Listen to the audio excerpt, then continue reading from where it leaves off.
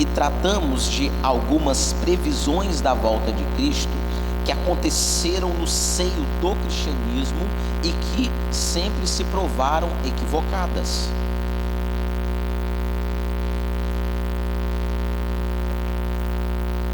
Nós falamos também que todos os evangélicos concordam com as consequências definitivas da volta de Cristo. Nós tratamos aqui que a Bíblia aborda que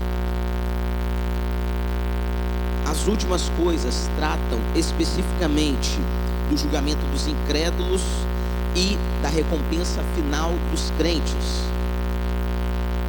que os crentes viverão eternamente com Cristo por toda a eternidade no novo céu e numa nova terra. Falamos também que Deus Pai, Deus Filho, Deus Espírito Santo reinará e vai ser cultuado num reino eterno em que não haverá mais dor, nem pecado e nem sofrimento. E nós tratamos sobre isso na nossa última aula. Então o que fizemos até aqui foi uma revisão rápida do que nós estudamos em seus pormenores na aula passada. Tudo bem? Agora eu vou pedir ali para os colegas colocarem na aula 2. Hoje nós vamos conversar sobre alguns pormenores dos eventos futuros. Então, estamos na nossa aula 2. Surge a primeira pergunta: Cristo poderá voltar a qualquer momento? Sim. Mas existem outros que dizem que não. Mas como assim, Sérgio? Nos esclareça a esse respeito. Vamos lá. Pessoal, existem, de acordo com a Sagrada Escritura, sinais que apontam ou precedem a volta de Cristo. O que significa isso? Alguns sinais que vão acontecer antes da volta de Jesus Cristo. Onde nós vemos isso? Bem, a Escritura Sagrada trata muito disso. E eu gostaria de convidar a todos vocês a abrirem suas Bíblias em Marcos, capítulo 13, versículo 10. Evangelho de Marcos, capítulo 13, versículo 10.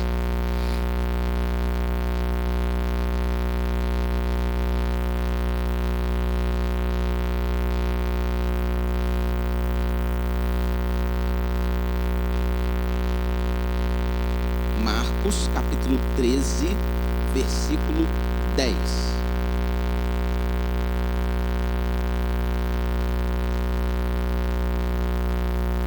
Junto com vocês aqui.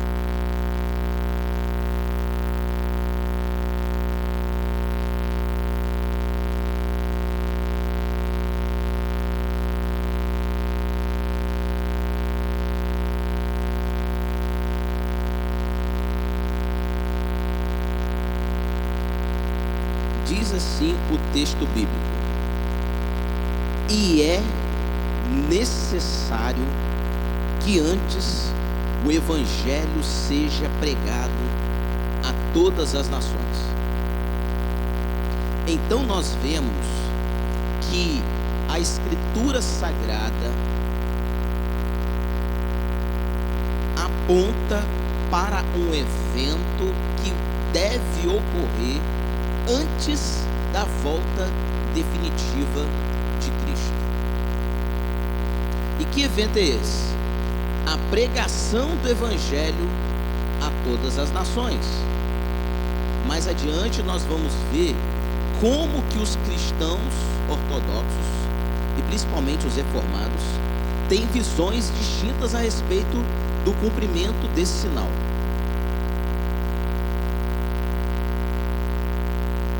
Segundo sinal que precede a volta de Cristo: a grande tribulação. Convido vocês a continuar nesse texto de Marcos 13, mas vamos para os versos 7 e 8.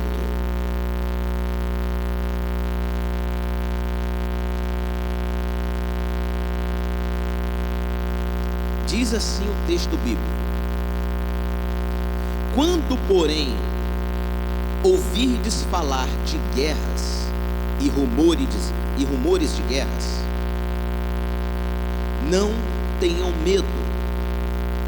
É necessário que estas coisas aconteçam, mas ainda não é o fim. Nação se levantará contra nação, e reino contra reino. Haverá terremotos em vários lugares e também fomes. Essas coisas são o início das dores. Agora vamos nesse mesmo texto, nesse mesmo capítulo, nos versos 19 e 20.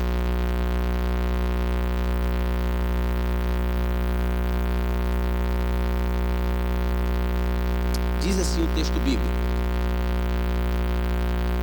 porque aqueles serão dias de tribulação, como nunca houve desde que Deus criou o mundo até agora, nem jamais haverá.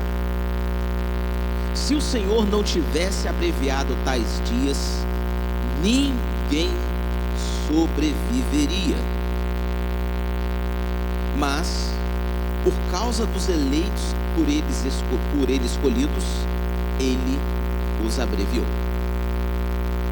Então o texto bíblico trata de uma grande tribulação, momento de grande perseguição, dias difíceis, dias de guerras, de rumores de guerras, guerras de reino contra reino e nação contra nação. E tudo isso junto com terremotos em vários lugares, fome abrangente, de tal forma e em tal intensidade que, se Deus não tivesse abreviado esses dias, nem os eleitos se salvariam. Então nós estamos falando de um período de grande perseguição, e isso deve acontecer, segundo a Escritura Sagrada, antes da volta do Cristo. Temos mais um evento, um sinal que precede a volta de Cristo: falsos profetas ensinando ou realizando sinais e maravilhas.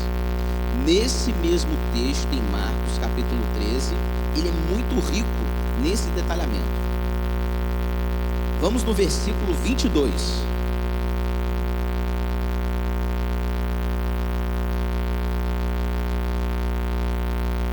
Pois aparecerão falsos cristos e falsos profetas, que realizarão sinais e maravilhas, para que, se possível, enganar os eleitos.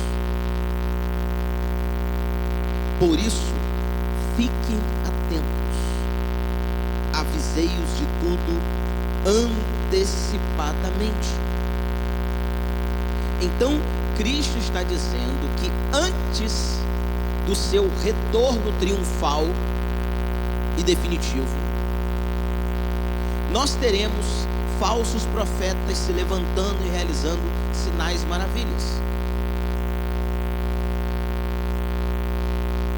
Pergunto a vocês: na história da igreja, em 2000 anos, nós já tivemos falsos profetas realizando maravilhas, ou dizendo que eram maravilhas, ou não? Sim. Muitos. Mas será que é disso que o texto trata? Não fala a respeito de outros tipos de cristos e profetas? nós vamos conversar sobre isso depois, tudo bem? Um quarto sinal que precede a volta de Cristo.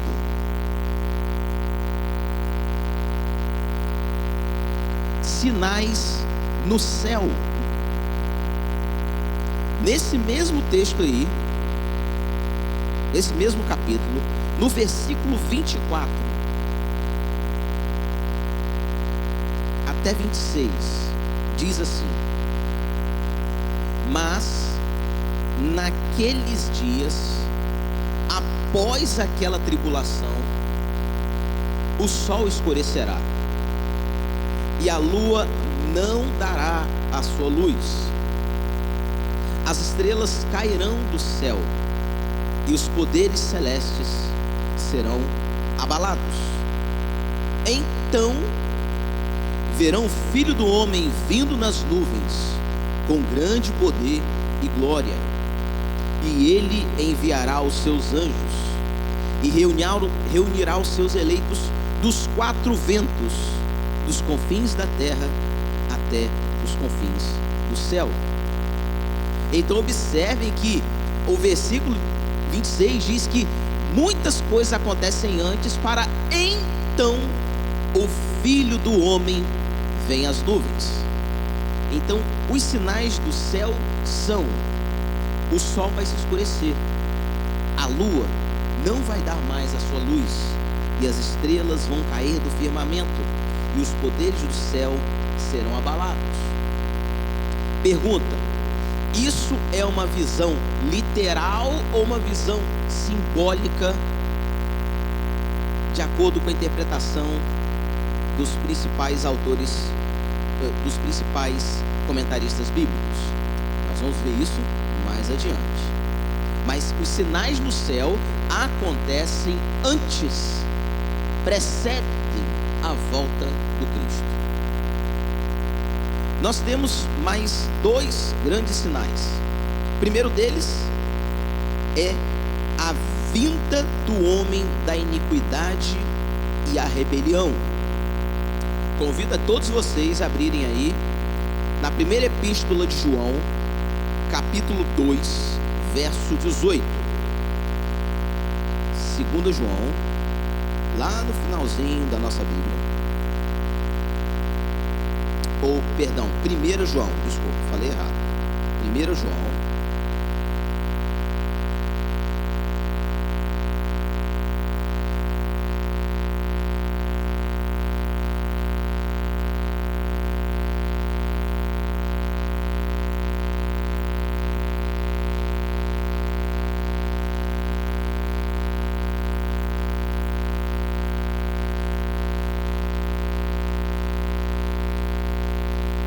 Oi?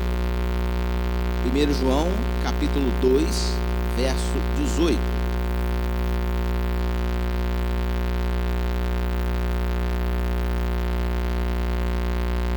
Diz assim: filhinhos, esta é a última hora, e assim como vocês ouviram que o anticristo está vindo, já agora muitos anticristos têm surgido. Por isso sabemos que esta é a última hora. E vamos observar também, e aí eu vou pedir que vocês abram em 2 Tessalonicenses, 2 Tessalonicenses, capítulo 2, leremos do versículo 1 a 10.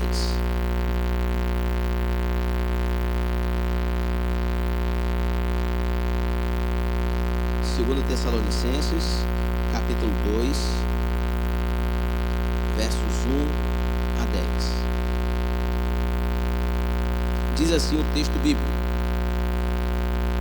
irmãos, quanto à vinda de nosso Senhor Jesus Cristo, então ele está tratando aqui da volta de Cristo. Esse é o tema introduzido, tudo bem?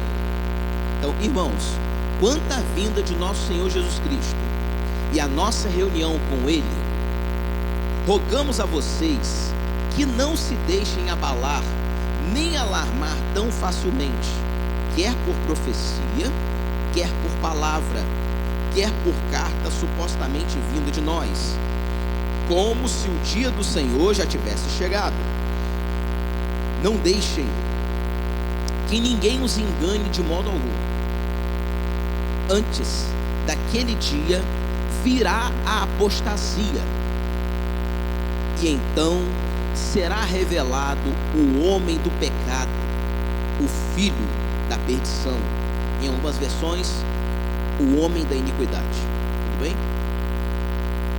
Este se opõe e se exalta acima de tudo o que se chama Deus, ou é objeto de adoração, chegando até a sentar-se no santuário de Deus, proclamando que Ele mesmo é Deus. Não se lembram de que, quando eu ainda estava com vocês, costumava falar essas coisas? E agora vocês sabem o que o está detendo, para que ele seja revelado no seu devido tempo. A verdade é que o mistério da iniquidade já está em ação, restando apenas que seja afastado aquele que agora o detém. Então será revelado o perverso, a quem o Senhor Jesus matará com o sopro de sua boca e destruirá pela manifestação de sua vinda. A vinda desse perverso é segundo a ação de Satanás, com todo o poder, com sinais e com maravilhas enganadoras. Ele fará uso de todas as formas de engano da injustiça para os que estão perecendo, porquanto rejeitaram o amor à verdade que os poderia salvar. Então nós estamos falando aqui de uma descrição bíblica de um momento de grande rebelião contra Deus, de grande apostasia à fé manifesta. Estamos falando da revelação de um homem, o filho da perdição. Então, que sinal é esse que precede a volta de Cristo? É a vinda do homem da iniquidade e uma grande apostasia, uma grande rebelião. E por fim, temos o último sinal, que é a salvação de Israel.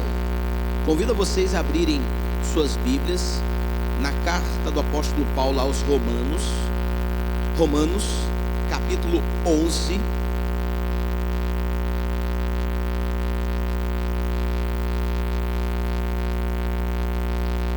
versículo 25. Romanos, capítulo 11,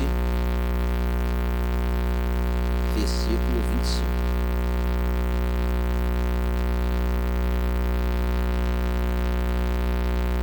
Diz assim o texto bíblico: irmãos, não quero que ignorem este mistério, para que não se tornem presunçosos.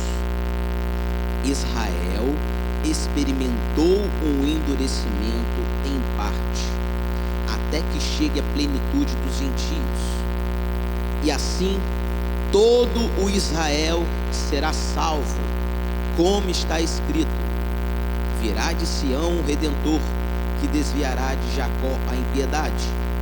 E esta é a minha aliança com eles, quando eu remover os seus pecados.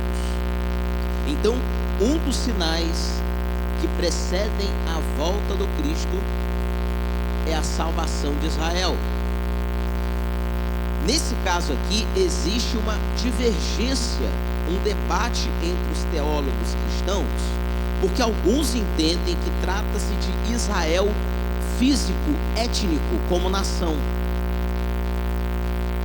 Outros falam que esse Israel aqui é o Israel de Deus, o Israel espiritual, que é a reunião da igreja, no caso de cristãos judeus e cristãos gentios, toda a igreja considerada como o Israel de Deus. Bem, esses são sinais que precedem a volta de Cristo: a pregação do Evangelho a todas as nações, a grande tribulação, falsos profetas realizando sinais e maravilhas, sinais no céu, a vinda do homem da iniquidade e a rebelião e a salvação de Israel. Diante disso, eu trago uma pergunta aqui que precisa da nossa resposta e reflexão. Vocês se recordam que na aula passada nós lemos aqui em conjunto textos onde o próprio Senhor nos dizia para ficarmos atentos porque a sua volta estava próxima?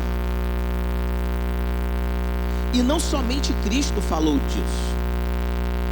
Os apóstolos afirmavam que nós precisamos estar atentos, porque a volta do Cristo está próxima.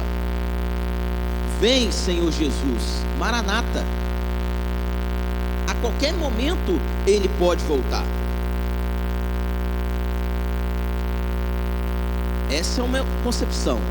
Por outro lado, nós temos a própria Escritura dizendo que antes da volta do Cristo, alguns sinais devem se cumprir, como acabamos de ver. E isso nos traz uma pergunta. Ué, saiu dali. Como harmonizar passagens que nos parecem aconselhar a estar prontos porque Cristo pode voltar logo, com passagens que indicam que alguns eventos importantes e visíveis devem ocorrer antes que Ele possa voltar? Perceberam aqui a dificuldade? Se por um lado a Bíblia diz que Cristo pode voltar a qualquer momento e que nós devemos estar atentos, vigilantes, porque a vinda dele pode ser como um ladrão de noite. Por outro lado, a Bíblia diz: Cristo não vai voltar antes que aconteça isso, antes que aconteça isso e antes que aconteça aquilo outro. E essa é a tarefa dos teólogos cristãos: procurar harmonizar essas passagens. Por exemplo, ali em amarelinho estão os textos que falam que a gente tem que estar pronto porque Cristo pode voltar logo. E em azul, os textos que falam que alguns eventos têm que acontecer antes que Ele volte. E aí nós temos algumas soluções possíveis e as suas respectivas dificuldades. Bem, qual que é a primeira solução proposta nesse debate? Aqueles que dizem que Cristo não pode vir a qualquer momento. Existem alguns que dizem assim: olha, Cristo falou para estarmos vigilantes, mas esses eventos aqui têm que acontecer, e eles não aconteceram ainda, segundo a concepção desses teólogos. Logo, a volta de Cristo, ela deve acontecer mais adiante. Essa é uma concepção. Qual é o fator dificultador aqui? Essa solução proposta aqui, ela carece de alguns problemas, porque em um primeiro momento parece anular a importância da vigilância. Ou seja, se Cristo vai voltar muito tempo depois, por que vigiar agora? Então, essa é a primeira dificuldade. Segundo, os sinais, aqueles que nós acabamos de ver, eles não nos foram dados para nos levar à displicência. Ou seja, os sinais nos foram dados para verificar o cumprimento da palavra de Deus. Mas a Bíblia e os escritores bíblicos nunca tiveram o objetivo de dar esses sinais para dizer assim: olha, fiquem tranquilos, Cristo não volta agora. Nunca foi esse o objetivo. Então, esse é o primeiro ponto. Nós temos uma primeira solução que diz: Cristo não poderá vir a qualquer momento. E temos duas dificuldades que precisam ser resolvidas por aqueles que defendem essa solução. Pode falar, minha irmã.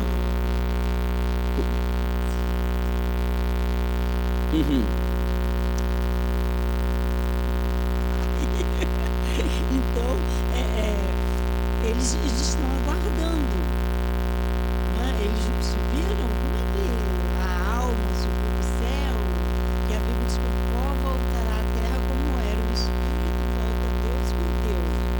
Mas como interpretar isso? Boa pergunta. Essa parte diz respeito ao que nós chamamos de morte em estado intermediário. Nós vamos tratar desse tema nas próximas aulas. Mas é importante dizer o seguinte: pelo menos nós, como reformados, nós não acreditamos no que se chama de sono da alma, que existem alguns que defendem que após a morte todos estão dormindo, as almas não estão conscientes, e que essas almas tomam essa nova consciência na ressurreição final.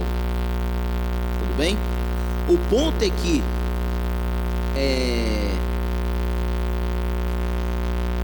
a visão, pelo menos a visão tradicional reformada, é aqueles que creram em Cristo e morreram, eles estão salvos e estão em momentos de gozo junto a Deus, de grande alegria. Em momentos de grande alegria diante de Deus. Eles estão na presença de Deus. Justamente. Sim. Mas nós não estamos falando nesse momento da ressurreição final, onde aqueles que estão vivos vão se encontrar com Cristo e os mortos vão ressuscitar em seus corpos. Não é disso que estamos falando. A resposta à pergunta da senhora é: aqueles que morreram com Cristo estão com Deus, conscientes.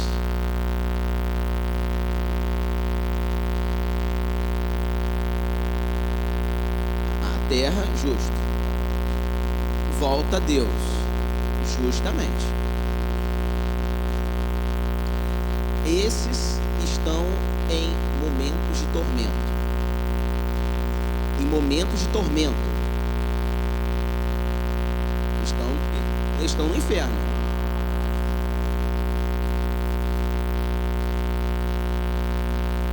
Vamos falar adiante. As perguntas, na medida que a gente vai tratando do tema, elas surgem, é normal. A gente sempre, é interessante, a gente ouve um determinado ponto da doutrina e a gente se faz várias perguntas, né? Olha, como que está o meu marido que morreu com Cristo? Ele está com Cristo.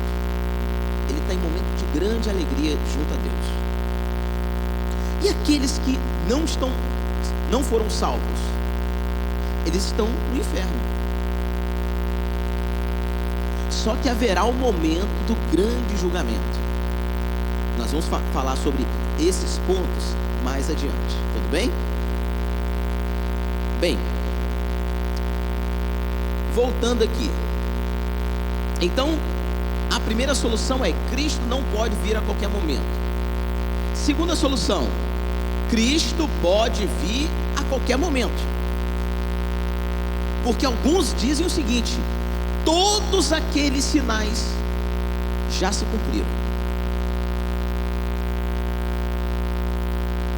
Todos os sinais já foram cumpridos no primeiro século da era cristã.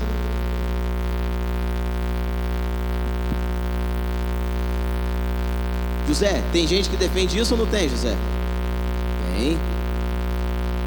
Com certeza tem. E falar baixinho para vocês, eles defendem muito bem essa posição. Os chamados, vamos verificar, principalmente os chamados pós-milenistas. Eles dizem, e eu vou mostrar um quadro explicando isso para vocês aqui. Bem, não tem aqueles sinais aqui que fala, deixa eu voltar aqui para mostrar para vocês. Acho que eu coloquei aqui. Bem, deixa eu voltar aqui. Então eles dizem que todos os sinais já foram cumpridos no primeiro século da era cristã. Tá, e o anticristo? E o homem da iniquidade? Alguns cristãos creem que esse homem da iniquidade foi um homem chamado Nero. No cerco e destruição de Jerusalém no ano de 70 depois de Cristo. Outros dizem que foi Domiciano, que perseguiu a igreja e quase aniquilou o cristianismo da face da terra. Alguns vão dizer que o anticristo está na figura do Papa da Igreja Católica Apostólica Romana, que é aquele que quer se colocar no lugar de Cristo, o vigário de Cristo. Outros dizem, estes dizem também que a grande tribulação aconteceu entre 66 e 70 no cerco de Jerusalém. Irmãos, esse tema é tão rico e provoca tantos debates que nós ficaríamos aqui a semana inteira conversando sobre o tópico. Não é verdade? Hã? E não acaba não.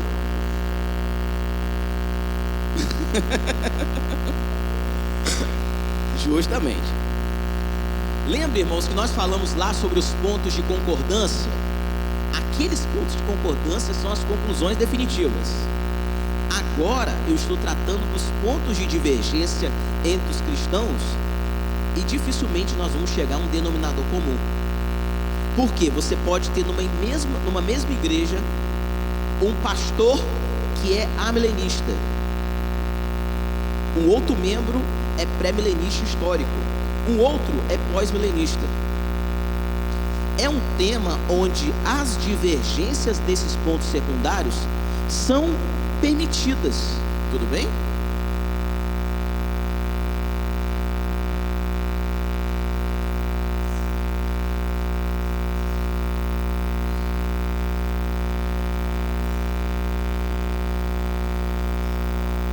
Exatamente.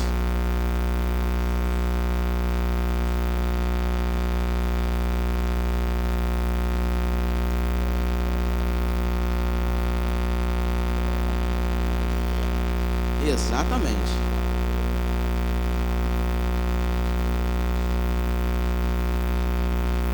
Sim. E detalhe, irmãos, Cristo, a palavra de Deus nos dá sinais, ela não nos dá o quadro completo, porque estamos falando a respeito do futuro, onde Deus sabe de todo o futuro e nós temos apenas sinais dados. Tudo bem? Então vamos adiante. E uma terceira posição, e eu particularmente sou mais adepto a essa terceira posição. Meus irmãos são livres para discordar de mim nesse ponto, tudo bem? Fiquem à vontade, não precisa bater em mim por causa disso. E a posição é improvável, mas possível que os sinais tenham se cumprido. Não se pode saber com certeza em nenhum ponto da história se todos os sinais foram ou não cumpridos. Eu não tenho como saber se todos os sinais se cumpriram, mas eu não digo que não se cumpriram ou que se cumpriram. Eu particularmente acho essa posição mais cuidadosa. É possível que os sinais, todos eles já tenham se cumprido? É possível. Mas você pode garantir que se cumpriram? Não.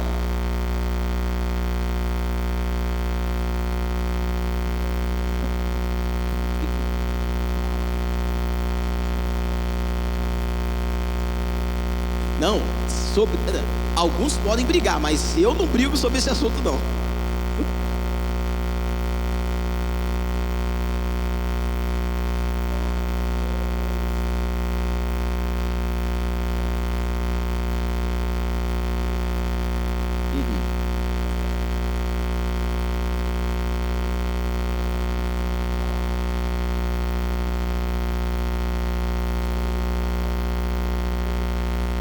Sim, sim.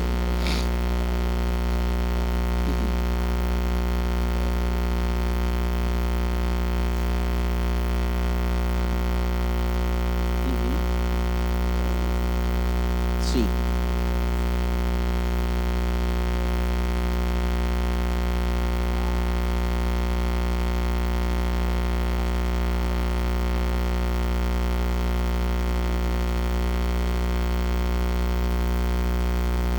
Sim. Sim.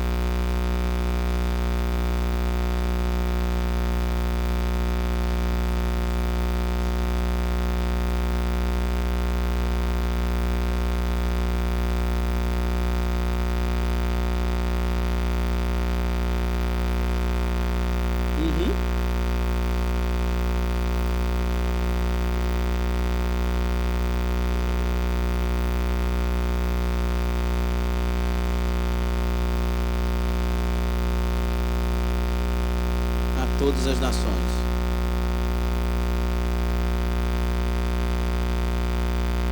A todas as pessoas.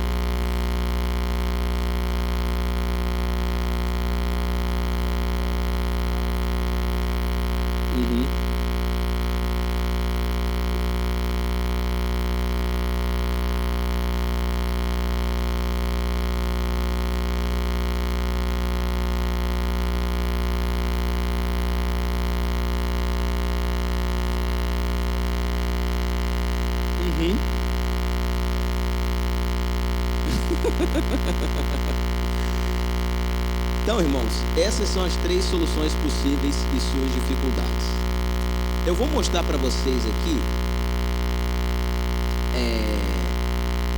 que os sinais de suas dificuldades podem ser interpretados de várias formas. Mas eu queria mostrar, antes disso para vocês, senão a gente não sai desse ponto, nós vamos falar um pouco a respeito do milênio.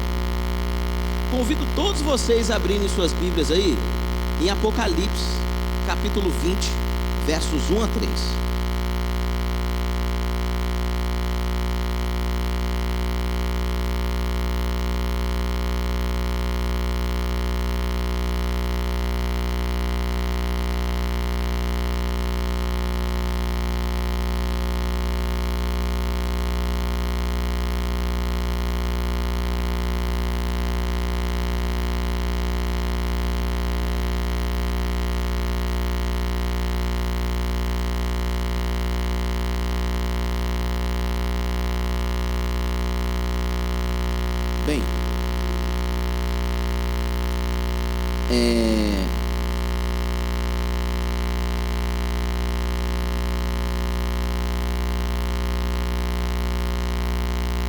Antes de tratar disso daqui, eu gostaria só de dizer uma coisa para os irmãos.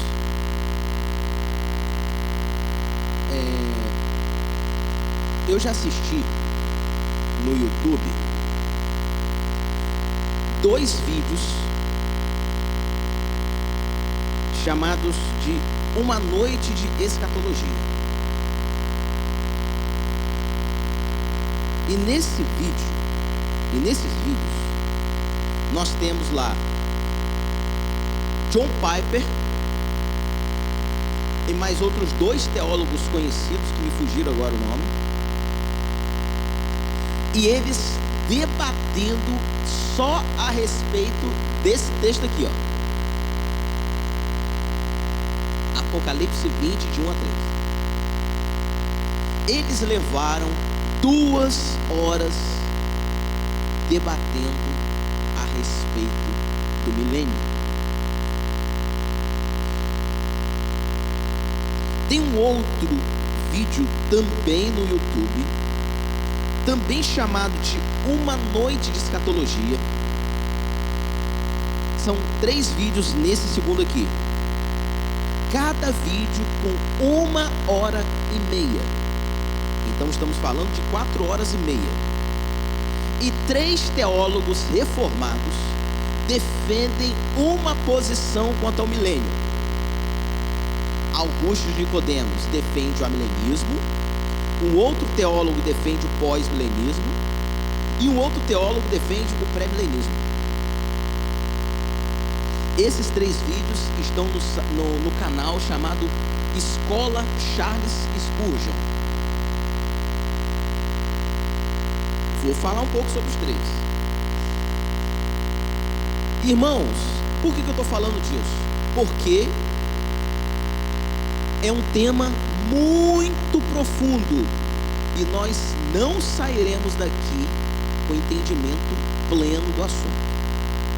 No entanto, eu vou apresentar para vocês quais são as posições, as visões mais comuns a respeito do milênio. Tudo bem? Então o texto diz assim: vi descer do céu um anjo que trazia na mão a chave do abismo e uma grande corrente. Ele prendeu o dragão, a antiga serpente, que é o diabo, Satanás, e o acorrentou por 1000 anos, lançou-o no abismo, fechou-o e pôs um selo sobre ele, para assim impedi-lo de enganar as nações, até que terminassem os 1000 anos. Depois disso, é necessário que ele seja solto por um pouco de tempo. Então, o texto fala de um momento da história onde Satanás será preso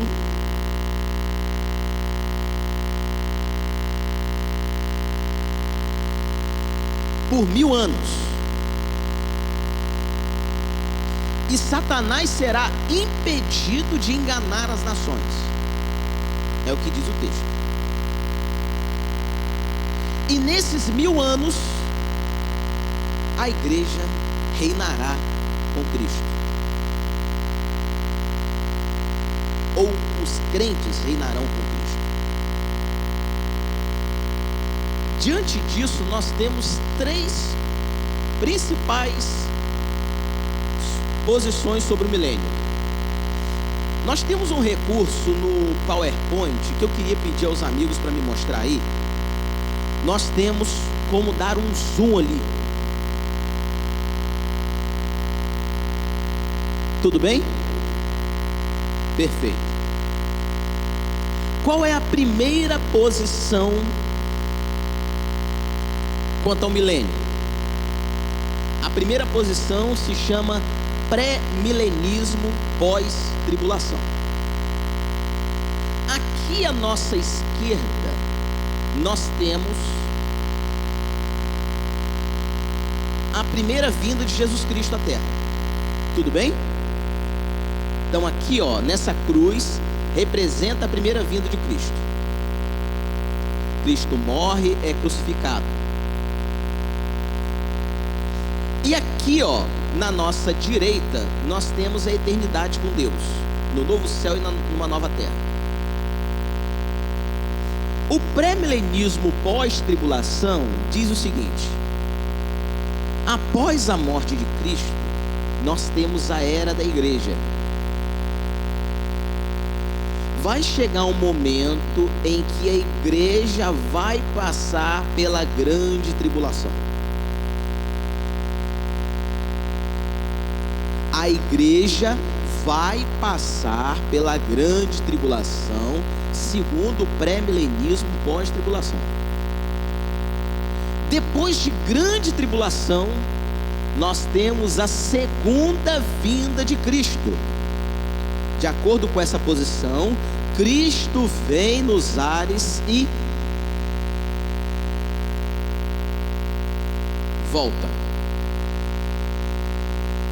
Depois da segunda vinda de Cristo, nós teremos o que se chama de milênio, 1000 anos literais na terra, de paz, de abundância e de grande alegria em Deus. Depois desses 1000 anos, nós teremos o juízo final, onde os cristãos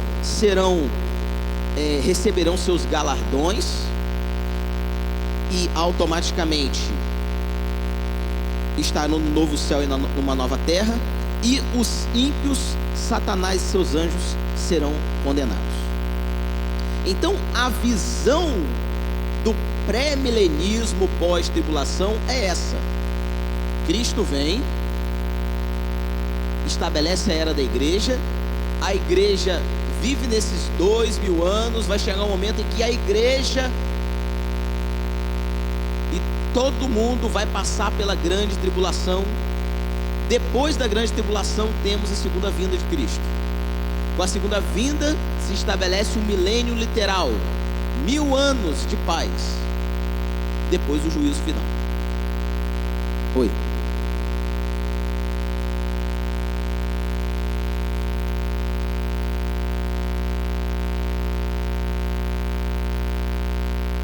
Sim. Justo. Nós vamos, na nossa próxima aula, detalhar cada uma dessas visões. Aqui nós estamos dando uma visão panorâmica, tudo bem? Então essa é a primeira visão, é o pré-milenismo pós-tribulação. Vale a pena destacar que nós temos outras variantes dessa visão. Nós temos o pré-milenismo dispensacionalista. Eu não vou entrar nesses pormenores não, porque senão a gente não sai daqui hoje, tá? Bem, essa é a primeira visão. Depois nós temos uma segunda visão, pré-milenismo pós-tribulação, mas ele é dispensacional. Nesse campo aqui estão os principais ramos do pentecostalismo. Eles dividem as eras em dispensações. Eu me recordo quando fui em um determinado local de uma antiga igreja a qual eu fazia parte, Davi Cabral sabe onde é, e lá tinha uma livraria e vendiam muitos livros, e tinha um quadro lá à venda que se chamava assim: O Plano Divino através dos séculos. E aí nós tínhamos as várias dispensações e o que aconteceria em cada uma dessas eras. Esse segundo grupo aqui defende o seguinte: esse segundo grupo diz que a igreja não vai passar pela grande tribulação. Eles dizem o seguinte: Cristo veio, inaugurou a era da igreja, A igreja vive lá por 2000 e tantos anos. E nós estamos, como igreja, aguardando um arrebatamento secreto. Cristo vem nos ares e, no modelo deixados para trás, num piscar de olhos, Cristo vem, tira os cristãos e ficam aqui somente os ímpios e aqueles cristãos nominais, mas não convertidos. Esses vão entrar em desespero, de acordo com essa concepção. Então, a igreja vai ser arrebatada, encontra com Cristo nas nuvens. Nós teremos aqui na terra 7 anos de grande tribulação. Mas esses 7 anos se dividem em 2: 3 anos e meio de paz sob o governo do anticristo e 3 anos e meio de perseguição. Depois dessa grande tribulação de 7 anos, Cristo volta novamente nos ares com a igreja e se junta àqueles que foram salvos durante o período da tribulação. É confuso um pouco, não é? Depois, Cristo estabelece um reino milenar com a igreja e com os salvos da grande tribulação. Após esse milênio, vem o juízo do grande trono branco, o juízo final. Tudo bem até aí?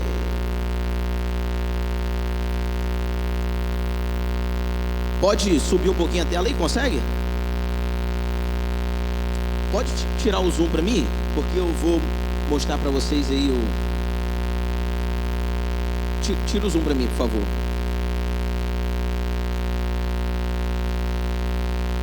Isso. Beleza. Agora pode dar um pouquinho o zoom aí. Obrigado.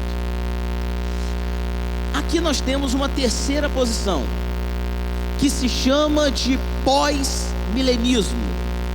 O pós-milenismo defende que Cristo veio, a igreja conviveu ao longo das eras e passou por um período chamado milênio, que ocorreu nos primeiros séculos da era cristã. E alguns sinais ainda do milênio estão acontecendo ainda hoje. Depois desse milênio, aguarda-se a segunda vinda e o juízo final, que ocorrem ao mesmo tempo. Cristo vem e implanta o juízo final. Essa é a visão pós-milenista. E nós temos mais aqui abaixo a visão do nosso amigo ali, ó, José, o amilenista aí, tá? Que nos dá a honra de estar conosco aí.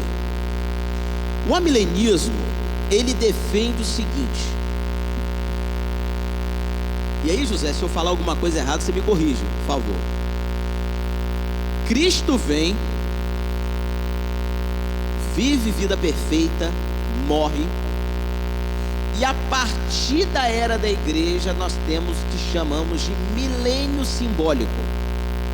Os amilenistas não interpretam os 1000 anos de forma literal.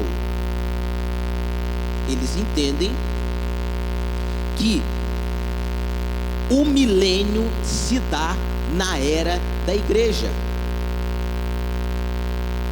Por quê? De acordo com essa posição, a presente era da igreja vai continuar até o tempo da volta de Cristo. Quando Cristo voltar, vai haver ressurreição, tanto de crentes como de incrédulos. O milênio diz respeito ao momento em que Satanás tem seu poder diminuído, restringido, e daí o evangelho pode ser pregado e pessoas podem ser convertidas. É uma visão muito mais simples, digamos assim. E quando eu digo simples, não estou dizendo que não é uma visão bíblica, muito pelo contrário, tá? Então, estas são as 4 posições clássicas a respeito do milênio. O amilenismo entende os 1000 anos de forma simbólica, e o milênio ocorre na era da igreja. O pós-milenismo entende que o milênio acontece na era da igreja, mas que não se cumpre de forma simbólica, se cumpre de forma literal, tá? Já o pré-milenismo clássico ou histórico entende que o milênio acontece antes do estado eterno, mas nós temos 2 ramificações: um pré-milenismo pós-tribulação, onde o milênio acontece após a segunda vinda e a tribulação acontece na era da igreja, e um pré-milenismo dispensacional, onde a tribulação acontece apenas para quem não foi arrebatado. Então, irmãos, são 4 visões. Qual delas está correta? Eu particularmente tendo a estar mais ao lado dos amilenistas, daqueles que veem o milênio como, ou melhor dizendo, os 1000 anos como um cumprimento, o cumprimento dos sinais se dão, mas os 1000 anos são simbólicos, tá? Quais são os teólogos que defendem o amilenismo? Quais são os que defendem o pós-milenismo? Quais defendem o pré-milenismo? Nós temos riquezas dentro do campo reformado a esse respeito, tá? Mas como estamos em cima da nossa hora, nós não vamos detalhar cada um desses pontos hoje, tá? Vamos deixar para falar um pouco sobre cada um desses pontos na próxima semana, e vamos entrar falando sobre morte e estado intermediário. Amém, irmãos? Alguma dúvida? Pergunta? Consideração?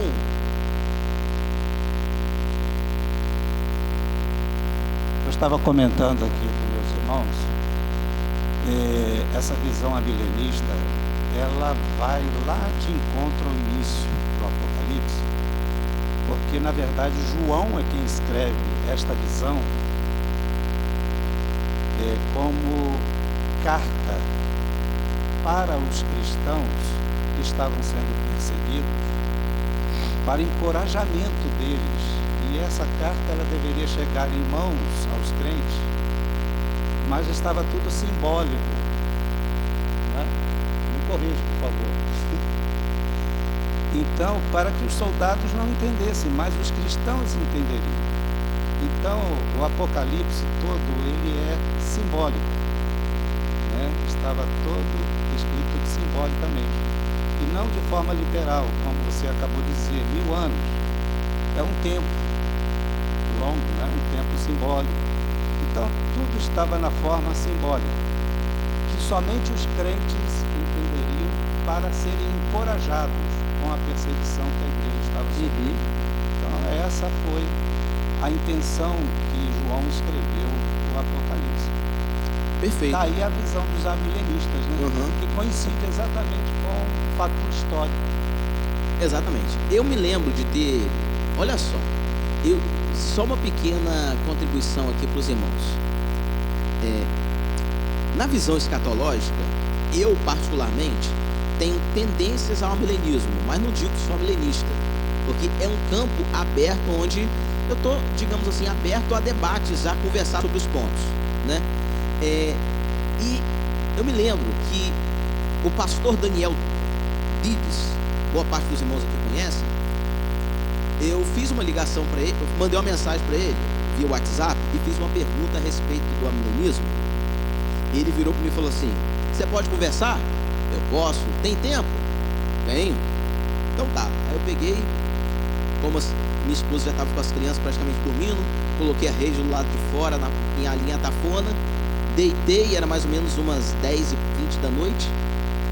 A conversa foi até meia-noite, mas ele me ligou e ele falou assim: olha, eu sou um amilenista e eu queria te fazer algumas perguntas, fazer algumas considerações e apontar para você que, no meu entendimento, o amilenismo é a visão mais bíblica.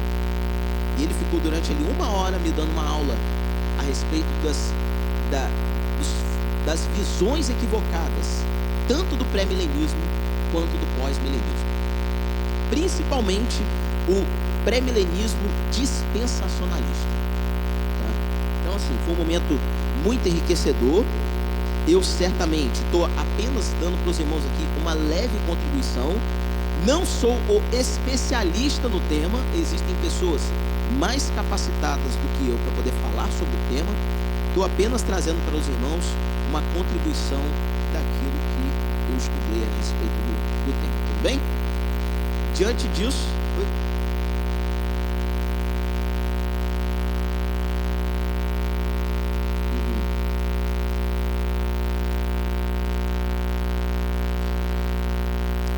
se dá de forma literal. Isso. Pré-milenismo.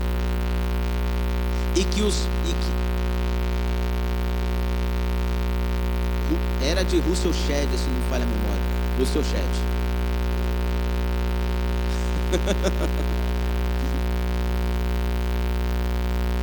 Sim, Russell Shedd foi pré-milenista. Sim.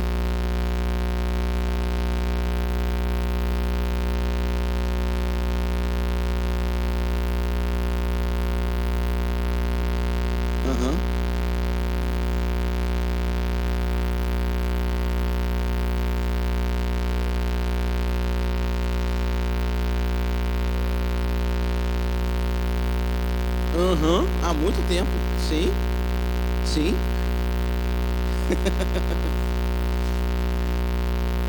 Ele é pré-milenista histórico. Sempre, ele era pré-milenista histórico. Amém, irmãos?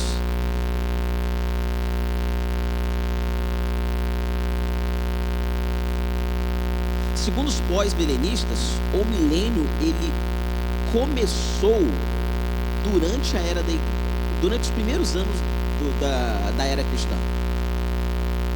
Porque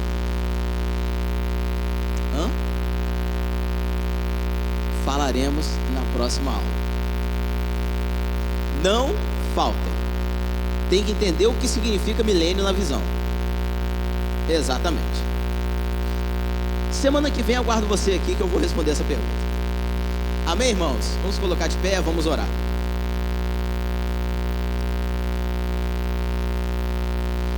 Deus querido, nós queremos glorificar o Teu nome, Te exaltar, Te agradecer por esses momentos de reflexão sobre escatologia. Agradecemos a Deus pela paz que o Senhor concede ao nosso coração, pela alegria que temos quando estamos em comunhão com os irmãos, e Te agradecemos, ó Deus, pela bênção da salvação. Diante do que temos estudado, podemos dizer, ó Deus, ora vem, Senhor Jesus. Vem. Nós oramos e Te agradecemos por tudo, em nome de Jesus. Amém. Amém, irmãos?